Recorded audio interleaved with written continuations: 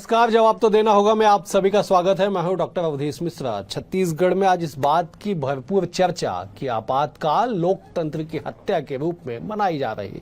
न केवल छत्तीसगढ़ बल्कि देश भर में आयोजन किए गए, संगोष्ठी से लेकर प्रदर्शनी से लेकर तमाम तरह का आयोजन किया गया और इस बात को बताया गया कि उस वक्त जो आपातकाल लगा था वो संविधान का गला घोटने के लिए लगाया गया था।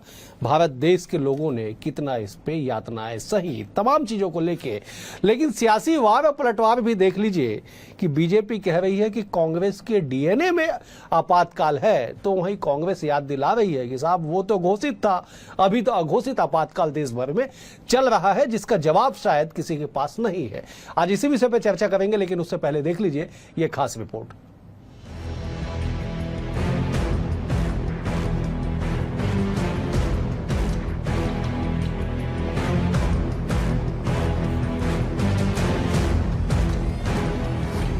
पच्चीस जून 1975 की वो रात जब एक आदेश ने देश की लोकतांत्रिक आत्मा को झकझोर दिया, प्रेस पर ताले जड़ दिए गए, विपक्ष की आवाज बंद कर दी गई और लाखों नागरिकों के मौलिक अधिकार छीन लिए गए। आज उस ऐतिहासिक घटनाक्रम के 50 साल पूरे हो चुके हैं। तब से लेकर अब तक बीजेपी इसे इतिहास का काला अध्याय भी कहती आई है। बीजेपी हर साल 25 जून के दिन अभियान चलाती है और इस साल भी बीजेपी ने इसे संविधान हत्या दिवस के रूप में मनाया है। 12 जून 1975 को इंदिरा गांधी के खिलाफ फैसला आया। कोर्ट ने इंदिरा को चुनावी धांधली में दोषी पाया। केस 1971 में हुए चुनाव के दौरान का था। चुनाव में इंदिरा के सामने राजनारायण रहे, जिन्हें उस समय शिकस्त मिली थी। राजनारायण ने ही चुनाव के परिणाम को इलाहाबाद कोर्ट में चुनौती दी। पूर्व पीएम इंदिरा पर आरोप रहे कि चुनावी मशीनरी का दुरुपयोग, तय सीमा से ज्यादा खर्च। 4 साल तक केस चला और इंदिरा पर लगे 14 आरोपों को कोर्ट ने सही माना। सांसदी रद्द हुई। इंदिरा ने कोर्ट के इस फैसले को सुप्रीम कोर्ट में चुनौती दी। 24 जून 1975 को सुप्रीम कोर्ट ने इलाहाबाद कोर्ट के फैसले को बरकरार रखा। 25 जून 1975 को तत्कालीन राष्ट्रपति फखरुद्दीन अली अहमद ने इंदिरा गांधी के कहने पर संविधान के अनुच्छेद 352 के तहत आपातकाल की घोषणा कर दी। यह आपातकाल 21 मार्च 1977 कुल 21 महीने के लिए रहा। आजाद भारत के इतिहास में से सबसे विवादास्पद मामला माना गया। आपातकाल के दौरान नागरिक अधिकार समाप्त हुए। इंदिरा के विरोधियों को जेल में रखा गया। हर साल 25 जून आते ही सियासत गर्म हो जाती है। भाजपा इसे कांग्रेस के काले अतीत के तौर पर पेश करती है, तो कांग्रेस कहती है कि आज का घोषित आपातकाल कहीं ज्यादा खतरनाक है। इस बार बीजेपी ने सीधे कांग्रेस नेता राहुल गांधी पर निशाना साधा और कहा कि राहुल गांधी इस बात के लिए कितनी भी माफी मांग ले, जनता माफ नहीं करेगी। वहीं कांग्रेस ने 11 साल से देश के लिए आपातकाल होने की बात कही है। देश के लोकतंत्र पर पहली बार प्रश्न चिन्ह उठा और पूरी दुनिया के सामने देश शर्मसार हुआ। और दुनिया के सामने यदि शर्मसार हुआ तो उसका कारण सिर्फ और सिर्फ कांग्रेस है। इंदिरा जी ने तो घोषित रूप से इमरजेंसी लगाया था, लेकिन पिछले 11 साल से देश में अघोषित रूप से इमरजेंसी से भी ज़्यादा खतरनाक कार्रवाई पूरे देश में मीडिया पर भी और नेताओं पर भी, उद्योगपतियों पर भी, सब पर कार्रवाई हो रही है। नागरिकों के अधिकार छीने गए, प्रेस में ताला लगा दिया गया, प्रेस के संपादकों को जेल में डाल दिया गया, उनकी लेखनी बंद हो गई। जुडिशरी को कॉन्स्टिट्यूशन में अमेंडमेंट करके न्यायपालिका को कमजोर कर दिया गया। क्या आपातकाल एक ऐतिहासिक भूल थी या जरूरत की उपज? आज सवाल कई हैं। कुछ के जवाब बीजेपी देती है, कुछ सवालों के जवाब कांग्रेस आज भी तलाश रही है। आपातकाल अब सिर्फ एक तारीख नहीं बल्कि लोकतंत्र की परख की कसौटी बन चुका है। 25 जून 1975 को जो भी हुआ वो सिर्फ अतीत नहीं है, उसे चेतावनी के तौर पर भी देखा जाना चाहिए ताकि भविष्य में दोबारा ऐसा ना हो। Bureau report, BSTV Chhattisgarh. 50 साल के इतिहास में हर बार सियासी वार पलटवार हुए हैं। हर बार ये कहने की कोशिश की गई बीजेपी की ओर से कि साहब जो आपातकाल था संविधान की हत्या थी, लोकतंत्र की हत्या थी, लेकिन कांग्रेस हर बार इसे जरूरी कदम करार देते हुए इस मामले से आगे बढ़ी। आज इसी विषय पर चर्चा करते हैं। 3 बेहद ही वरिष्ठ और खास मेहमान हमारे से जुड़े। मेहमानों का परिचय सबसे पहले आपसे करा देता हूं। बीजेपी की ओर से गौरीशंकर श्रीवास है, वरिष्ठ नेता है, प्रवक्ता है। गौरी जी बहुत स्वागत है आपका। कांग्रेस की ओर से विकास तिवारी जी है, वरिष्ठ नेता है, प्रवक्ता। विकास जी आपका भी स्वागत है। बतौर राजनीतिक विश्लेषक, सूबे के वरिष्ठ पत्रकार और सियासत के हर पहलू को बेहद करीब से जानने समझने वाले उचित शर्मा जी भी हमारे साथ है। उचित जी आपका भी बहुत स्वागत है। उचित जी, 50 साल पहले की घटना और आज संविधान हत्या दिवस मनाया जा रहा है। कांग्रेस कह रही है कि वो तो घोषित था, ये अघोषित। जब आप विश्लेषण एक बार कर दीजिए, फिर आगे इस डिबेट को बढ़ाते हैं। जी बिल्कुल, आप देखिए कि 50 साल पहले की चीजों को फिर से हत्या दिवस के रूप में मनाना अपने आप में एक काले इतिहास को फिर से दोहराने जैसा तो लगता है कि नई कौम, नई पौध, नई उपज को ये बताना कि 50 साल पहले क्या हुआ था। हकीकत में ये राजनीतिक कोष दिवस बन गया है। वास्तविक रूप से ये हत्या दिवस के रूप में इसको मनाना, ये बताना कि कांग्रेस ने क्या किया, ये एक राजनीतिक सोची समझी साजिश, राजनीतिक कूटनीति, रणनीति आप इसे कह सकते हैं। जो होना था वो हो गया है। अगर सही मायने में किसी प्रगतिशील या प्रगति कर चुके जितने भी राष्ट्र हैं वो अपने काला इतिहास करके ही आगे बढ़े हैं। हकीकत में इस तरीके का काला इतिहास है, जर्मनी हो चाहे इटली हो, इनके पास भी इन्होंने भी बहुत काला इतिहास देखा है, लेकिन कभी उस पर चर्चा नहीं की, कभी उन्होंने पढ़ाया नहीं, ना ही वो अपने काले इतिहास को भुला के ही वो आज इस जगह पहुंचे। मगर वो एक जो था वो ब्लैक मंथ था, ब्लैक 21 साल थे, वो जो पीरियड था वाकई बहुत गलत था। लेकिन उसे हर साल उसे एक विपक्ष को कोसने के दिवस में राजनीतिक उम्मीदें जगाना, राजनीतिक लाभ लेना, ये मुझे आज प्रतीत नहीं होता। और नो डाउट पहले जो एक नियम बना के, कानून बना के मीडिया को, भले आप जो कह रहे हैं, अब जब सवाल था कि अभी की मीडिया का क्या हाल है, या अभी के आपातकाल की जो बात कर रहे थे भूपेश बघेल, तो पहले घोषित तो था, दस्तखत के साथ तो आया था, अभी अघोषित है का काम तो अभी भी हो रहे हैं। पहले मीडिया जो है उन पे दबाव डाला जाता था कानून लाके, अभी वॉलंटरी मीडिया में दबाव में है। मैं कहूं कि पहले कानून के साथ दबाव था, अभी वॉलंटरी कोई दबाव नहीं है। लेकिन बावजूद उसके उतना मुखर होकर मीडिया जितना बोलना चाहिए, जितना समझना चाहिए, जितना बताना चाहिए, खासकर हिंदी मीडिया, जो उन चीजों से अभी भी मैं कहूं कि वो मतलब अभी भी इमरजेंसी आप वो स्वरूप जो बोल रहा है उसके बस हम थोड़े आसपास रहूंगा कि उतना दबाव अभी भी बना हुआ है, लेकिन अभी जो है वो वॉलंटरी बना हुआ है। गौरी जी, राजनीतिक साजिश, काले इतिहास को कुरेद के राजनीतिक नफा नुकसान के अलावा क्या हासिल आया?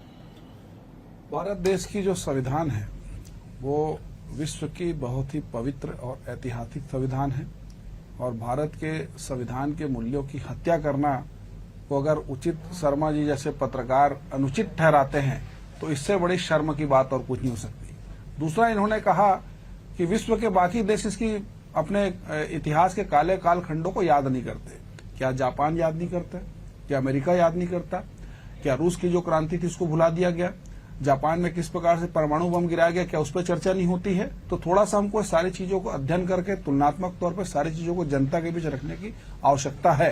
और आवश्यकता इसलिए भी है क्योंकि देश में भारतीय जनता पार्टी को बदनाम करने वाला वामपंथी के साथ में कांग्रेस पार्टी के नेता, उनके समर्थक लगातार इस प्रकार का दावा करते हैं कि संविधान की हत्या हो रही है, देश का संविधान खतरे में है, संविधान की पुस्तक लहरा लहरा कर भारतीय जनता पार्टी को बदनाम की जाती है, तब बात बहुत अच्छी रहती है। लेकिन जिन लोगों ने वास्तव में लोकतंत्र का गला घोटा, कंबल में लपेटकर लोकतंत्र की हत्या की, उन हत्यारों को अगर बेनकाब करना गलत है तो मैं इस बात की निंदा करता हूं। बोलने दीजिएगा। पूरे भारत देश के नागरिकों को और खास तौर पर युवा पीढ़ी को जानने का अधिकार है कि लोकतंत्र के हत्यारे कौन लोग हैं जो आज संविधान का पुस्तक दिखाते हैं। सेंसरशिप क्या होता है? आज कौन सा पत्रकार अंदर चले गया भाई? किस में सेंसरशिप लग गया? आज बीएस टीवी में हम डिबेट कर रहे हैं, माननीय अवधेश जी यहाँ पर डिबेट करवा रहे हैं, कब उन्होंने सरकार के खिलाफ में खबर नहीं दिखाई? हो सकता है उचित जी के जो अखबार है या उनका जो चैनल है वो नहीं दिखाता होगा, कुछ खास काम से अलग विषय। लेकिन मेरा साफ कहना है कि जब बात देश के संवैधानिक मूल्यों की होती है तो इतिहास को भी जनता के सामने रखा जाएगा और आने वाली भावी पीढ़ी को बताया जाएगा कि किस प्रकार से देश में संविधान का, लोकतंत्र का कैसा क्षरण करने का प्रयास किया गया और उनकी क्या गति हुई। इस बात का भी इतिहास गवाह है, साक्षी है और मीडिया भी है। उचित जी बिल्कुल। अपने वक्तव्य में मैं ये नहीं कहा कि ये जो इमरजेंसी लगी थी वो सही थी, बिल्कुल मैंने अपने वक्तव्य में नहीं कहा। आप इसे लपेटिए मत उसको। दूसरी इमरजेंसी जो था वो एक काला इतिहास था, अनुपयोगी था, जरूरी नहीं था। अपने सत्ता में बने रहने के लिए ये पुरजोर कोशिश थी और वो एक डिक्टेटरशिप के माध्यम से के रूप में आप उसको देख सकते हैं। मेरा ये वक्तव्य नहीं किया सब, वो इमरजेंसी गलत हुई थी, लेकिन आप उसको गलत चीजों में लेके जाना और हमने नहीं देखा। मैं जो बात कहना चाह रहा हूँ वो ये है कि इमरजेंसी का दौर एक काला इतिहास था, आपके लिए नहीं, हमारे लिए, पूरे हिंदुस्तान के लिए था। ये नहीं होना चाहिए था, हम इसके पक्षधर नहीं है और ना होंगे। सवाल ये कि आप उसको समझने की कोशिश कीजिए। हम ये कहना चाह रहे हैं कि इसको राजनीतिक रंग जो देना, आपने भी जानते हैं काला इतिहास था, हम जानते हैं, हमारे बच्चे भी जानते हैं, हमारी पुरानी पीढ़ी भी जानती है। लेकिन अब जो है उसको हत्या स्वरूप दे के काला दिवस मनाने को मैं क्या समझूं, ये आप बता दें। क्या उसको ये समझिए कि भारत का लोकतंत्र अमर है। गौरी जी ठीक है, गौरी जी मैं आ रहा किसी तानाशाह के घर की भपौती नहीं बन ठीक सकता। ठीक है गौरी जी ये बताने की आवश्यकता है। ठीक है गौरी जी मैं आ रहा हूं। मैं विकास जी बैठे हुए हैं, विकास जी का विकास जी, एक ऐसा इतिहास जिसको हर साल कुरेदने की कोशिश की जाती है। उचित जी ने सही कहा कि इतिहास को कुरेद के भविष्य में कैसे आप आगे बढ़ेंगे। सबसे पहले तो आपके राष्ट्रीय चैनल में मैं देश की प्रथम महिला प्रधानमंत्री आयरन लेडी श्रीमती इंदिरा गांधी जी को साष्टांग प्रणाम और नमन करता हूं। उसके बाद डिबेट प्रारंभ करता हूं। दूसरी बात, आपातकाल के बारे में बात करें। ठीक है, देश का डीपीआर से लेके प्रदेश का जो जनसंपर्क विभाग है, जैसा इनके आरएसएस और भाजपा के जो नेता इवेंट करने के लिए बोलते हैं, ये अधिकारी लोग करते हैं, उसमें कहीं हमारे को कोई आपत्ति नहीं। लेकिन अब प्रेस के ऊपर बैन लगा, इसके ऊपर लगा, उसके ऊपर लगा। 180 राष्ट्र में भारत देश के प्रेस की स्वतंत्रता, नरेंद्र मोदी जी के स्वच्छ सरकार के समय 151 लोगों को बोलने की आजादी नहीं। या तो आप पूरा उनका नतमस्तक होकर चीजों को स्वीकार लो। और उसके बाद फिर मैं वापस आता हूं, ये लोग जेल गए, और जेल तो हम लोग भी गए, मैं खुद जेल गया हूं। अभी तो ये भी तो आपातकाल है भाई, शिक्षा का आवाज उठा रहे हैं तो उसमें जेल जा रहे हैं, जिसको पकड़ के उसको जेल में भेज रहे हैं, मोदी जी से लेके प्रदेश की सरकार तक। अब जो अंग्रेजों के समय जो लड़ाई देश की आजादी की हुई, उसमें भाजपा के लोग तो थे ही नहीं। इनके जो पितृ संगठन है आरएसएस वाले, वो अंग्रेजों के साथ थे। इनके नेता आह्वान करते थे अपने अपने पत्रों में कि ये हिंदुओं की लड़ाई नहीं है, कांग्रेसियों को लड़ने दो। कांग्रेसियों ने दमदारी के साथ लड़ा। अब इन ड्रामेबाजों को कुछ तो दिखाना है छात्रों को, देश के युवाओं को, तो अब ये मीसाबंदी दिखा रहे हैं कि ये हमारे चाचा जी 15 दिन जेल में थे, ये ताऊ जी 19 दिन जेल में थे, सबको मीसाबंदी का पैसा मिल रहा है। देश की जनता की गाढ़ी कमाई इन लोगों को 50,000 से 1 लाख रुपए मीसाबंदी का मिल रहा है। देश के युवाओं को यह भी जानना चाहिए। आज देश के उन बेरोजगार युवाओं को जानने का हक है कि भाजपा और आरएसएस के वो नेता जो जीवन में कुछ नहीं किए, 5-10 घंटा जेल काटे, उनको 1-1 लाख 1.5 लाख मीसाबंदी का कहाँ का पैसा है भैया?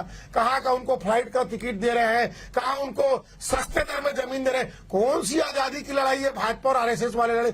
तो ये एक प्रकार का मोदी सरकार का, शाह सरकार का, भाजपा सरकार के जनसंपर्क विभाग का एक होता है। सरकारें हमने भी चलाई हैं उदय जी, और लेकिन कांग्रेस और भाजपा में फर्क यह है कि हम जनहितैषी योजनाओं का बात करते थे और ये अपना महिमा मंडन, आरएसएस का महिमा मंडन, क्योंकि ये आजादी के लड़ाई में अंग्रेजों के साथ थे। अब वो अपना पाप कैसे धोए? तो मीसाबंदी में जो 2-5 घंटा अंदर हुए हैं, उनका फोटो वीडियो दिखा के और उनको पैसा देके बताते हैं कि आजादी की लड़ाई क्या होता है। बेहद गंभीर। देखिए, ऐसा है कि निश्चित तौर पे कांग्रेस पार्टी ने देश की आजादी की लड़ाई की अगुवाई की, क्योंकि इसलिए कि इनकी पार्टी का जन्म अंग्रेज ने किया और आज भी इनकी पार्टी को अंग्रेज ही चलाते हैं, इसलिए अंग्रेज ज्यादा याद आते हैं। ये अंग्रेज के एक प्रकार से पक्षधर थे, अंग्रेजों के एजेंट की तरह भूमिका इन्होंने निभाई थी। दूसरी महत्वपूर्ण बात इन्होंने कही कि भाई आजादी की लड़ाई हमने लड़ी।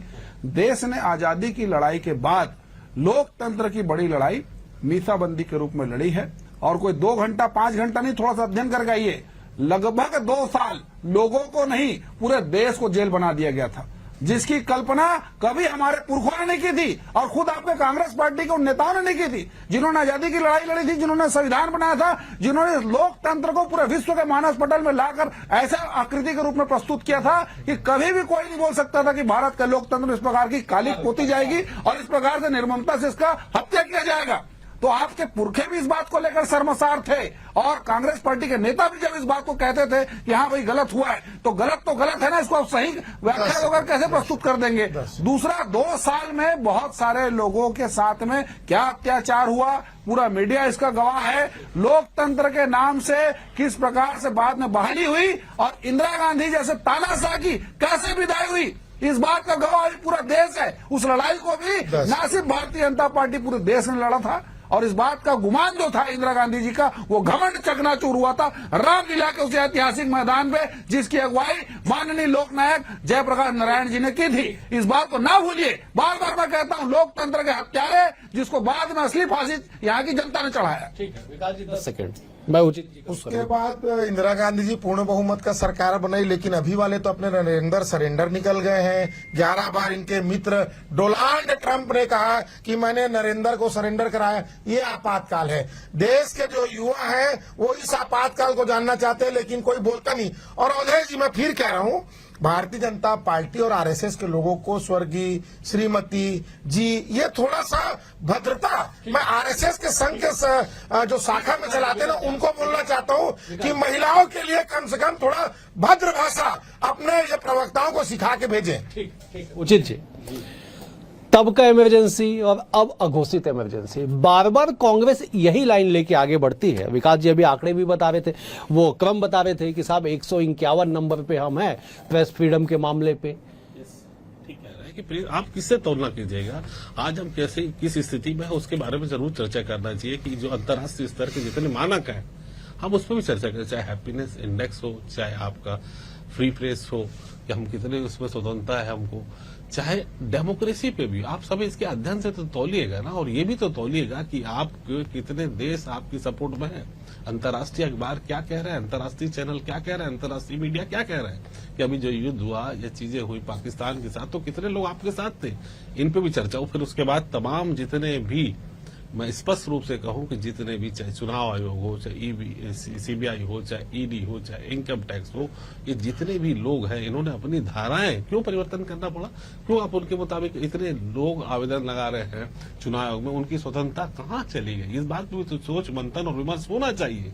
ये है असल कारण कि आपके आपातकाल, घोषित आपातकाल के ये चर्चा के विषय है कि जितने हमारी संवैधानिक संस्थाएं हैं जिनमें जिम्मेदारी है, आप क्यों आरबीआई से इतने फंड रिलीज करा लेते हैं, क्यों आप ईडी को आप इतने पावर देके रखे, आपने क्यों चेंजेस करा लेते हैं, आपने मतलब साफ सुथरी बात है कि आप राजनीतिक लाभ लेने के लिए इन जितनी भी राजनीतिक संवैधानिक संस्थाएं हैं ये आपके अनुषंगिक संगठन बन जाए, क्या इस पे चर्चा और विमर्श नहीं होना चाहिए? यही आपातकाल की चर्चा कांग्रेस कर रही है। मैं कांग्रेस का फैन और फॉलोअर दोनों नहीं हूं, लेकिन वर्तमान परिस्थिति में जो विमर्श होना चाहिए उस पर गंभीर विचार करने का पक्षधर जरूर हूं। देखिए, ऐसा है कि उचित जी ने विदेश नीति की बात भी कर दी, फाइनेंस कैपिटल को भी रेखांकित कर दिया। भाई, कहीं भी कोई भी संस्था और खास तौर से सुप्रीम कोर्ट, चुनाव आयोग पूरी तरह से निष्पक्ष होकर कार्य कर रही है। सीबीआई अगर किसी का तोता था पिंजरे का, तो कांग्रेस पार्टी का तोता था, ये बात हम सभी जानते हैं। और बहुत महत्वपूर्ण बात बता रहा हूं कि हर बार इस प्रकार का दावा करना कि ईवीएम सेट है, लेकिन ईवीएम को कभी जाकर चुनौती पूर्वक इन्होंने कभी साबित नहीं किया। ये कांग्रेस पार्टी की विफलता है। दूसरी महत्वपूर्ण बात कि मौजूदा जो अभी वैश्विक परिदृश्य में अगर मैं जाऊंगा तो कोई भी देश किसी के साथ नहीं खड़ा है उचित जी। अभी सारा देश अपने हित के साथ खड़ा है, अपने व्यापारिक हित के साथ खड़ा है, अपने सामरिक हित के साथ खड़ा है। ऐसे में ऐसे विश्वसनीय कालखंड में आप भारत देश को अकेले कैसे खड़े कर सकते हैं, महत्वपूर्ण बात है। तीसरी महत्वपूर्ण बात कि भारत देश की चौथी आज बड़ी आर्थिक शक्ति को आप कैसे नकार सकते हैं। सबसे महत्वपूर्ण बात, देश आगे बढ़ रहा है। नहीं, आप इंटरनेट, मैंने आपका समय नहीं बोला, आप कांग्रेस के प्रवक्ता मत बनिए, वो जवाब देंगे। दूसरा महत्वपूर्ण बात है कि 80 नहीं, मेरा साफ कहना है कि हम ट्रैक पे आइए, मैं जवाब दूंगा। हम देश को आर्थिक उन्नति की ओर आगे ले जा रहे हैं। कमी बेसी हर सरकार में होती है, लेकिन लोकतांत्रिक मूल्यों का, संवैधानिक मूल्यों का इस प्रकार से हत्या करके शासन करने का काम हम लोगों ने नहीं किया। ना कोर्ट के फैसले को रद्द करके अपने आप को प्रधानमंत्री बनाने का काम हम लोगों ने नहीं किया। ना किसी पत्रकार को, किसी उसके जो स्क्रिप्ट है उसको छपने से पहले हमारे टेबल में आना चाहिए, ये काम हमने नहीं किया। विपक्ष के बड़े बड़े नेताओं को जेल में ठूसने का हमने नहीं किया। चाहे सुप्रीम कोर्ट हो, चाहे जेल हो, चाहे सारी एजेंसी को किस प्रकार से उस कालखंड में कैसा दुर्गति कर दिया गया था, इस पर चर्चा होनी चाहिए। ये खाली आरोप लगाने से नहीं होगा कि भारतीय जनता पार्टी की सरकार है, अघोषित आपातकाल है। अरे भाई, अघोषित आपातकाल नहीं होता है, घोषित आपातकाल होता है। जो आपने लगाया था उसके लिए आप देश के सामने आज माफी मांगने का दिन है, आज चिंतन करने का दिन है, ना कि संविधान का पुस्तक दिखा दिखा के दूसरी पार्टी को बदनाम करने का दिन है। संविधान की स्पष्ट व्याख्या राहुल गांधी जी को भी नहीं मालूम है, वो क्या बोलते हैं वो कुछ नहीं मालूम है। सिर्फ बाहर जाकर देश को बदनाम करना, विदेश नीति की आलोचना करना। अगर अघोषित आपातकाल होता तो आज इस विषय पे ना विकास तिवारी जी वक्तव्य दे पाते, ना बीएस टीवी इस पर डिबेट रख पाता, ना विपक्ष के नेता खुलकर बोल पाते। देश में आज भी सभी को बोलने का अधिकार है, सबको अपनी बात करने का अधिकार है, आलोचना करने का अधिकार है, उसका भी हम स्वागत करते हैं। जवाब दीजिए। देखिए, सुनिएगा, मैं मणिशंकर अय्यर का निकाल देता हूँ भाई, देखो वीडियो वीडियो सुनाई देगा। विकास जी आप जी ठीक है गुंडागर्दी नहीं करो। लक्ष्मण सिंह जी का अवधेश जी, जब ऐसा डिबेट रहता है तो मैं हाथ जोड़ के निवेदन करता हूँ कि ऐसे प्रवक्ताओं के साथ मत बैठा। आप एक चीज बताइए, वीडियो दिखाएंगे, मैं 50 लोग पूरे डिबेट में मत बोलिए, आपके भय पे नहीं, चलो। आपके बोलने के लिए कुछ नहीं है। आप स्वामी जी का वीडियो दिखा रहे हैं, मैं लक्ष्मण ऋषि जी का वीडियो दिखाऊं, आपके कांग्रेस के नेताओं को, उससे क्या साबित हो जाएगा? समापन का टाइम है। विकास जी, टेक्निकली आप जो वीडियो दिखा रहे हैं, टेक्निकली वो टीवी पे नहीं दिख पाएगा। आप अपनी बातों को रखिए ना, जो उस वीडियो में आप दिखाना चाहते हैं आप शब्दों से बोलिए। नरेंद्र सरेंडर के कायर प्रवक्ता जब हकीकत सुने कि अमित शाह ने के बारे में क्या कहा स्वामी जी ने, तो इनका हाथ सोनिया गांधी गरम क्या कहा? अरे यार, गौरी श्रीवास खुद आपातकाल में जपे हो, आप तुम्हारे को पल नहीं दे रहे हैं, उसको बताओ। वो आपके बड़े लोग हैं, आपके ऊपर क्यों आपातकाल लगा के रखे? सुना, अरे भाई, मेरे देखो, मेरे को डीपीआर का दबाव नहीं है, व्यक्तिगत मैं फिर कह रहा हूँ ना भाई, जनसंपर्क विभाग का दबाव कांग्रेस को ऊपर कभी नहीं है। अरे मैं बड़ा नम्रता से सुना, जैसे ही मैंने स्वामी जी का वीडियो चालू किया और ऐसे मिला, स्वामी जी ने सोनिया जी के बारे में उन्होंने कहा कि अमित शाह क्या करता है, गौरी श्रीवास के हाथ पैर खड़े हो गए। और श्रीमती बोलना सीखो गौरी श्रीवास, हम लोग महिलाओं का सम्मान करते हैं। मेरी बात सुनो, अमित शाह बोले, अमित शाह बोले, मंत्री को घी नहीं बोला, मेरा बात लगाए, विकास जी, गौरी जी, ठीक है ठीक है ये गुंडागर्दी, ठीक है विकास जी विकास जी विकास जी ठीक है विकास जी, एक मिनट, विकास जी एक मिनट, विकास जी एक मिनट, विकास जी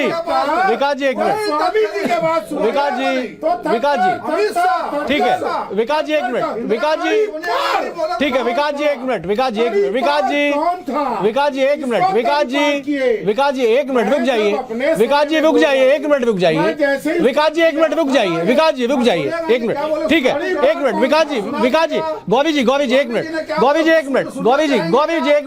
एक मिनट, उचित जी कुछ कह रहे, मैं आ रहा, आप लोग मेरे व्यक्तिगत निवेदन, साहब व्यक्तिगत मत होइए ना। मर्यादित हो, हमारे राष्ट्र के वो नरेंद्र मोदी बड़े सम्मानीय लोग हैं, उनका नाम ले तो सम्मान के साथ लें। मैं कहना चाहूँ कि आज वो कोई ऐसी शख्सियत है कि जो विपक्ष हो चाहे विपक्ष हो, सब सम्मान के साथ लेते हैं। अटल जी के नाम बड़े सम्मान के साथ लेते हैं, नरेंद्र मोदी हो चाहे अमित शाह जी हो, अगर इनके नाम इस तरीके से विकास जी आप लेंगे तो मर्यादित नहीं होगा। आप मर्यादा के साथ डिबेट करें, आलोचना करें, लेकिन व्यक्तिगत स्तर पर हमारे प्रधानमंत्री जी का इस तरीके से आप नाम डिबेट में अच्छी मर्यादा, प्रधानमंत्री का कभी तक नाम ही नहीं लिया मैंने। ये लोग लठैत हैं, ये लोग लठैत हैं। अरे भाजपा के कायर, एक मिनट, विकास जी एक मिनट, विकास जी कहाँ जा रहे हैं आप? विकास जी कहाँ जा रहे हैं? विकास जी कहाँ जा रहे हैं आप? उनकी बिल्कुल जैसा बोलेगा वैसा बोलेंगे, ठीक है, यही आता है, मैं इधर सुनूं और इधर इनको भेजा जाता है। अरे स्वामी जी के बारे में, ठीक है विकास जी एक मिनट, विकास जी ठीक है, विकास जी ऐसे कैसे होगा? गौरी जी एक मिनट, गौरी जी एक मिनट, गौरी जी एक मिनट, ठीक है विकास जी एक मिनट, ठीक है विकास जी, गौरी जी ठीक है, विकास जी गौरी जी एक मिनट, बड़ी अजीब बात है विकास जी, आप दूसरे को तमीज सिखाते हैं और खुद ही आप डिरेल हो जाते हैं। थोड़े से आप आलोचना कीजिए, भरपूर आलोचना कीजिए, पूरा टाइम आपको हर बात और दिया जा रहा है। आप आलोचना कीजिए ना, आप शाब्दिक मर्यादा पे रहिए ना थोड़ा सा। मर्यादा है, आप रिवाइंड कहाँ करके से, देखो। कौन सा मर्यादा है ये? पूरा रिवाइंड करके कौन सा देखो। मर्यादा है विकास जी? कौन सा मर्यादा है? लगाया था, याद आ गया। अरे भाई चेहरा पुनर्जन्म हो गया। ये मीसाबंदी इसको इस्लाम में हराम बोलते हैं। ये मीसाबंदी इस्लाम में इसको हराम कहते हैं और खा रहा हो आप लोग पैसा हो ना। ठीक है, अरे ठीक है, कहाँ से इस्लाम तक पहुंच गए? ठीक है, ठीक है विकास जी, ठीक है, चले मैं उचित जी के पास फाइनल कमेंट के जा रहे हूँ। विकास जी ठीक है, ग्रुप में आ गए। ठीक है उचित जी, ये बताइए ऐसे आयोजनों से भविष्य सीखे ना सीखे, वर्तमान जरूर सुन रही साहब इन बातों को। जी बिल्कुल, ऐसे आयोजन का राजनीतिक विरोध होना चाहिए, चर्चाओं में होना चाहिए कि देखिए आयोजन से होगा क्या, लोग काला इतिहास फिर जानना चाहेंगे क्या हुआ था। और हकीकत तो ये कि वो सबके लिए काला था, मैं कहा होगा भाजपा के लिए भी कहा। तो खुद आप बिलीव नहीं करेंगे कि पंडित नेहरू की बहन ने खुद इसका विरोध किया, पंडित नेहरू की भतीजी ने खुद इसका विरोध किया, इंदिरा गांधी को शिकायत की। आप इतिहास देखिए तो क्या कांग्रेस भी इसके पक्षधर थे? आधे से ज्यादा कांग्रेस इसके विरोध में खड़ी थी। अगर आप याद करें तो ये काला इतिहास केवल भाजपा के लिए नहीं था, जेपी आंदोलन के लिए नहीं था, मीसा बंदियों के लिए थे। पूरा काला इतिहास हिंदुस्तान के हर उस व्यक्ति के लिए था जो आजादी के साथ रहना चाहता, जो 1947 15 अगस्त के बाद एक आजाद हिंदुस्तान की परिकल्पना करता हो। ये पूरा इतिहास, काला इतिहास सब के लिए था। तो आप ऐसा मत सोचिए कि इसका किसी ने विरोध नहीं किया। मीसा बंदियों ने विरोध किया, जो बाहर थे उन्होंने विरोध किया। आपको ये बता दूं कि इस जगह पे जो मीसा बंदी में मेरे परिवार के लोग भी थे। क्या हम उस दर्द को हम लोगों ने नहीं झेला है? हम मेरे शिक्षक उस जेल में थे, हमने भी उस दर्द को झेला है, लेकिन हम इसका सपोर्ट नहीं करते। लेकिन इसका राजनीतिक उपयोग भी हम विरोध करते हैं। दोनों अलग अलग बातें हैं। विकास जी 10 सेकंड समापन का टाइम है, फाइनल क्लोजिंग स्टेटमेंट आपका इस आयोजन पे और आपातकाल पे 10। देखिए, भारतीय जनता पार्टी की केंद्र की मोदी सरकार का जनसंपर्क विभाग, राज्य की भाजपा सरकारों का जनसंपर्क विभाग जनता के करोड़ों अरबों रुपए खून पसीने की कमाई को फूंक रहा है। और मीसाबंदी के नाम से जो पूरे देश में मीसाबंदियों को जो पैसा मिल रहा है वो भी जनता का कमाई का है। और मैं कह सकता हूं कि भारतीय जनता पार्टी अपने लोगों को सरकारी पैसा दे रही है, इसको बंद करना चाहिए। फाइनल कमेंट आपका। देखिए, लोकतांत्रिक मूल्य की बात वो लोग नहीं समझेंगे जो इस पीड़ा से नहीं गुजरे हैं। जो गुजरे हैं उस परिवार से पूछिए किस प्रकार की प्रताड़ना हुई। बहुत लोगों की जानें चली गई जेल में उस प्रताड़ना के दौर पर। 5 लोगों का नाम बताओ। अरे भाई देखिए, अरे यार झूठ कैसे बोलोगे आप? लोगों की मौत हुई जयपुर। 5 लोगों का नाम बताओ। कई लोगों की राजनीति पूरी खत्म हो गई, कई लोग बर्बाद। ठीक है, मीसाबंदी में पा रहे हैं। ठीक है, स्पष्ट रूप से मैं कह रहा हूं कि राज्य सरकार, केंद्र सरकार अगर उनको राहत दे रही है वो भी अपने आप में बहुत ही छोटी सी बात है। वास्तव में लोकतंत्र को बचाने के लिए जो सेनानियों ने अपना योगदान दिया, इसके लिए राष्ट्र उनका कहीं ना कहीं। ठीक है, चले आप तीनों मेहमानों का बेहद शुक्रिया। उचित जी आपका शुक्रिया, विकास जी आपका शुक्रिया, गौरी जी आपका भी शुक्रिया। कुल मिला के इस बात को समझिए कि आपातकाल एक ऐसा अध्याय है जिसकी चर्चा 50 साल में साफ समाप्त नहीं होगी। आने वाले कई सालों तक इसकी चर्चा जरूर होगी। सियासत में जो कुछ होगा, परिवर्तन होगा नहीं होगा बात की बात है, लेकिन इस चर्चा को जीवित जरूर रखा जाएगा। फिलहाल आज के लिए इतना ही। कल एक और विषय के साथ होगी मुलाकात, तब तक के लिए नमस्कार।